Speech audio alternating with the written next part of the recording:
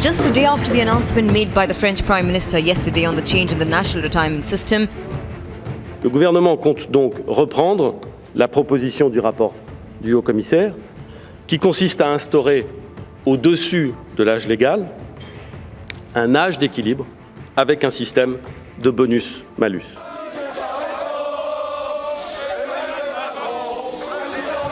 the protests in France resumed with fresh vigour. As labour strikes over pension reforms crippled France's train services for the 8th day, protesters claimed the new system was more convoluted than before. Ouais, vous avez l'impression qu'il nous a écoutés? Je pense que même il en remet une couche. Alors par rapport au fait qu'il y a une légère baisse de mobilisation,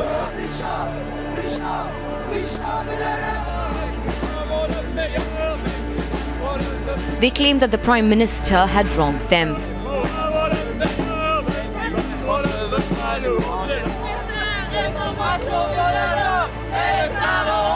Tout ce qu'on a gagné, nos pères, nos grands-pères, pour tout ce qu'ils se sont battus, il veut tout casser et il va faire que de pauvreté.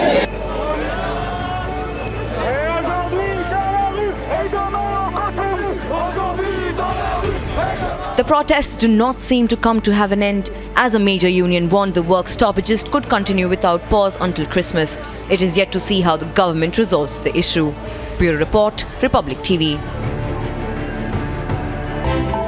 French President Emmanuel Macron has agreed with Niger to postpone a key summit focusing on France's military operation in Africa's Sahel region until the beginning of next year. Arriving at a European Union summit in Brussels, Macron said he had called Niger President Mahamadou Issoufou to express his support a day after an attack by Islamic militants that killed at least 71 soldiers in the West African country. Swedish climate activist Greta Thunberg urged the UK to look beyond Brexit as Britons cast their ballots for the general election. Greta also said that every election is a climate election. She also urged voters to vote for their children and planet. Russia has expelled 2 German diplomats in retaliation for Germany ejecting 2 employees of the Russian embassy in Berlin last week. The Russian Foreign Ministry said that it was making the move as retaliatory measures and ordered them to leave the country within the next 7 days. The United Nations World Food Programme has said that $100 million is urgently needed in the next few weeks in South Sudan to avert the impacts of devastating floods.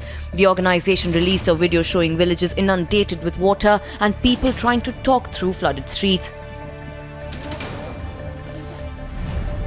A day after Europe's new chief unveiled her plan for climate neutrality, a big question mark remained about the bloc's ability to agree on how to become carbon neutral by 2050. European Commission President Ursula von der Leyen unveiled a new European Green Deal with an offer of some €100 billion or $130 billion to help fossil fuel reliant EU nations that make the transition to lower emissions.